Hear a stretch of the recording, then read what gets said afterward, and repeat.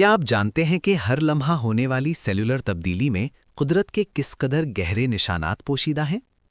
آج ہم دریافت کریں گے کہ کس طرح خلیات کی تجدید اور بقا میں اللہ رب العزت کی شان تخلیق اور قدرت کی نشانیاں جلوہ گر ہیں۔ کیا آپ نے کبھی سوچا ہے کہ آپ کا جسم ہر لمحہ ایک نئی کائنات تخلیق کر رہا ہے؟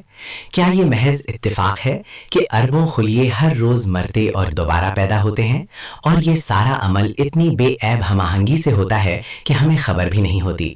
آج ہم اللہ کی نشانیوں کو خلیوں کی تجدید کے اس حیرت انگیز نظام میں تلاش کریں گے، جو ہمارے وجود کے اندر چھپے ایسے معجزات ہیں جن پر اکثر لوگ غور نہیں کرتے۔ ہمارے جسم کا ہر خلیہ روزانہ اوسطاً 10,000 سے 1,00,000 مرتبہ اپنے ڈی این اے کو نقصان پہنچانے کا سامنا کرتا ہے، لیکن ایک پیچیدہ نظام اسے فوری طور پر مرمت کر دیتا ہے۔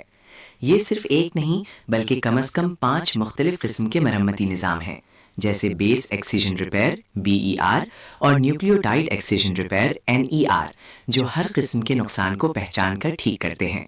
کیا یہ محض اتفاق ہے کہ اتنے مختلف اور مؤثر نظام ساتھ کام کرتے ہیں تاکہ ہماری جنتی معلومات محفوظ رہے؟ اللہ تعالیٰ قرآن میں فرماتا ہے، اور ہر چیز کا ایک اندازہ مقرر کر رکھا ہے۔ سورہ القمر آیت 49۔ DNA کے مرمت کے عمل میں کچھ انزائمز خامے ایسے ہیں جو کوانٹم ٹنلنگ کے اصول پر کام کرتے ہیں۔ یہ انزائمز ایٹمی سطح پر ذرات کو ایک رکاوٹ کے پار منتقل کر دیتے ہیں، جو کلاسیکی فزکس کے قوانین کے خلاف ہے۔ یہ عمل کیمیائی رد عمل کو اربوں گنا تیز کر دیتا ہے، جس سے DNA کی مرمت انتہائی تیزی سے ممکن ہوتی ہے۔ کیا یہ صرف اتفاق ہے کہ زندگی کے بنیادی عمل میں کائنات کے گہرے ترین کوانٹم رازوں کا استعمال ہو رہا ہے؟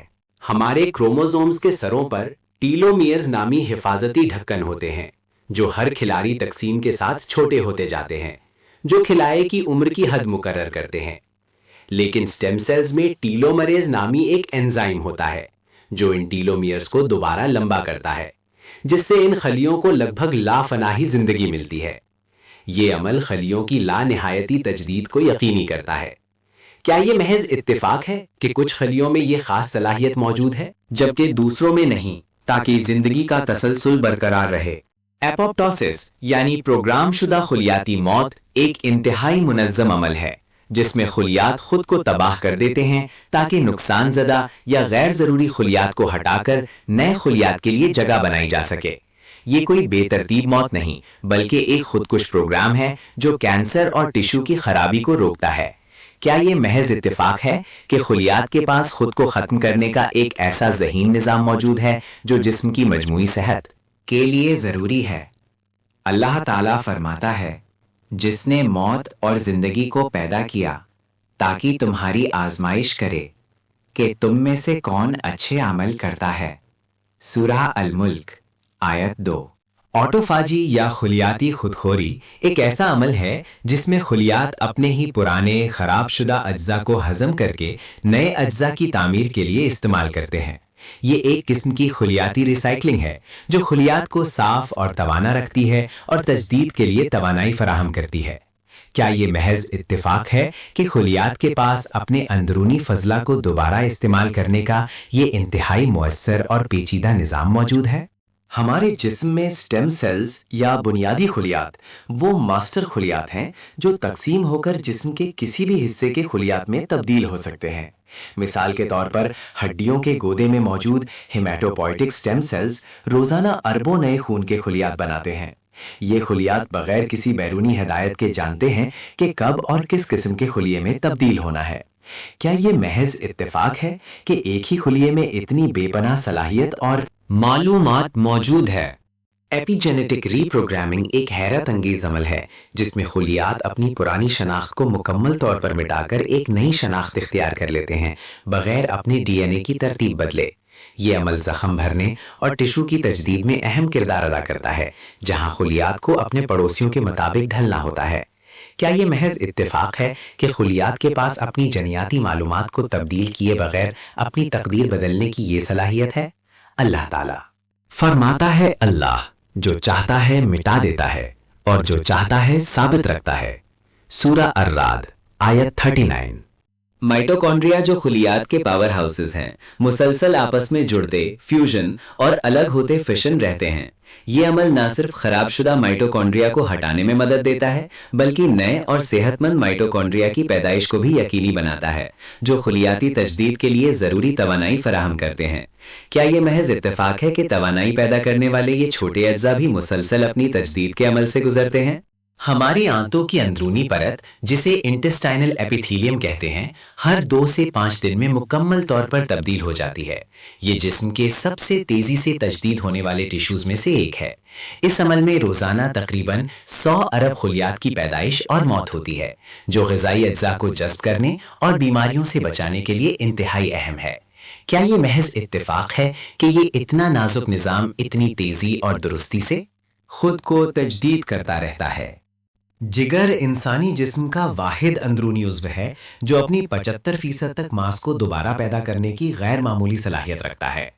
अगर जिगर का एक बड़ा हिस्सा सर्जरी के जरिए हटा दिया जाए तो वो चंद हफ्तों में अपनी असल शक्ल और काम पर वापस आ सकता है। ये अमल खुलियाती तकसीम और नमू के एक पेचीदा नेटवर्क के जरिए होता है, जो बिल्कुल सही वक्त पर शुरू और ख़त्म होता है। क्या ये सिर्फ इत्तेफाक है कि एक अहम उज़्व के पास ये हैरान कुन खुद मरम्मत सलाहियत है? हमारे खून में मौजूद सुर्ख खुलियात की औसत उम्र 120 दिन होती है। इसका मतलब है कि हमारा जिस्म हर सेकंड में तकरीबन 2 से 3 मिलियन नए सुर्ख खुलियात पैदा करता है ताकि पुराने खुलियात की जगह ले सके। ये अरबों खुलियात हड्डियों के गोदे में बनते हैं और खून के धारे में शामिल होकर ऑक्सीजन की तरसील का काम अंजाम देते हैं। क्या ये महज इत्तेफाक है कि ये मुस्तकिल पैदावार इतनी दुरुस्तगी और मिक़दार में होती रहती है? हाय, हमारा मदाफ़ाती निज़ाम भी मुसलसल तजदीद के अमल से गुजरता है। हर रोज़ अरबों नए मदाफ़ाती खुलियात जैसे टी सेल्स और बी सेल्स पैदा होते हैं ताकि जिस्म को नए और बदलते हुए ख़तरात से बचा सकें। ये खुलियात न सिर्फ पैदा होते हैं बल्कि अपने आप को तरबियत भी देते हैं कि वो किस तरह हमलावरों को पहचानें और उनसे लड़ें। क्या ये महज इत्तेफाक है कि ये दिफाई फ़ौज इतनी मुस्तकिल मिजाजी और जहानत से खुद को ताज़ा दम रखती है?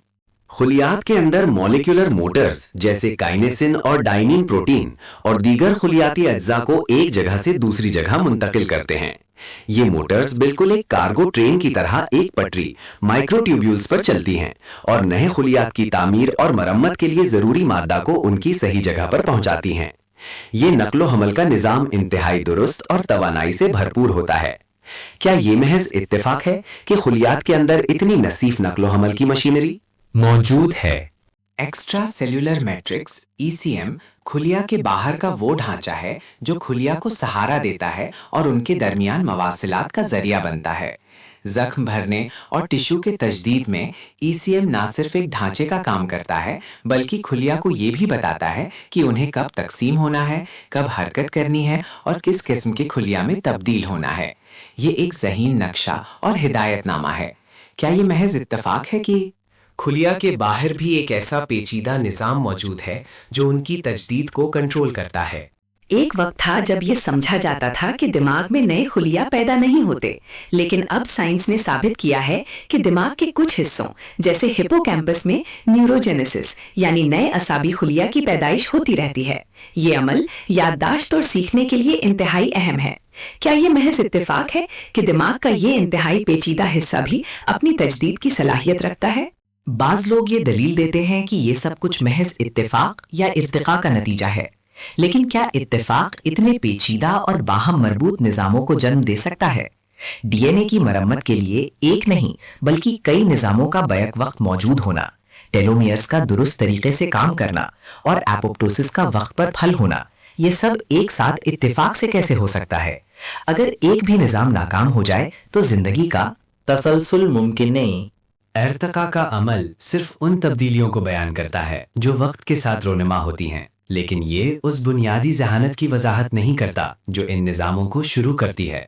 ये ऐसे है जैसे कोई कहे कि एक घड़ी खुद ब खुद बन गई सिर्फ इसलिए कि उसके पुर्जे वक्त के साथ बदलते रहे।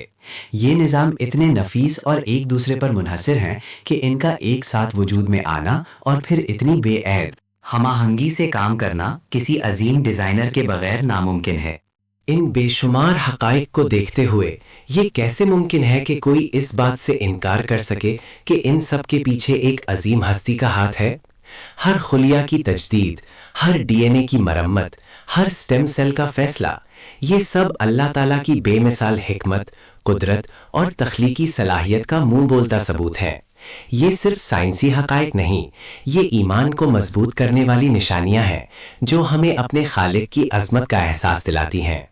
تو اگلی بار جب آپ اپنے جسم میں کسی معمولی زخم کو بھرتے ہوئے دیکھیں یا کسی بیماری سے صحت یاب ہوں تو یاد رکھیں کہ آپ کے اندر اللہ تعالیٰ کی ہزاروں نشانیاں کام کر رہی ہیں۔ یہ محض خلیہ کی تجدید نہیں، یہ اللہ کی قدرت کا ایک مستقل معجزہ ہے جو ہمیں ہر لمحہ اس کی عظمت اور اپنے وجود کے مقصد پر غور کرنے کی دعوت دیتا ہے۔ آئیے ہم اپنے رب کے شکر گزار بنیں جس نے ہمیں یہ بے مثال جسم اور اس میں یہ حیرت انگیز نظام عطا کیا۔ ہمارے جسم کے ہر خلیے میں ہر لمحہ اللہ کی قدرت اور حکمت کا ایک عظیم و شان مظاہرہ ہو رہا ہے۔ یہ خلیاتی تجدید محض ایک حیاتیاتی عمل نہیں بلکہ ایک مسلسل معجزہ ہے جو ہمیں اپنے خالق کی عظمت اور اپنے وجود کے مقصد پر غور کرنے کی دعوت دے۔ ہمارے جسم کے ہر خلیے میں ہر لمحہ اللہ کی قدرت اور حکمت کا ایک عظیم و شان مظاہرہ ہو رہا ہے۔ یہ خلیاتی تجدید محض ایک حیاتیاتی عمل نہیں بلکہ ایک مسلسل معجزہ ہے جو ہمیں اپنے خالق کی عظمت اور اپنے وجود کے مقصد پر غور کرنے کی دعوت دیتا ہے۔ اللہ کی تخلیق میں مزید حیران کن نشانیوں کو دریافت کرنے کے لیے سبسکرائب کریں۔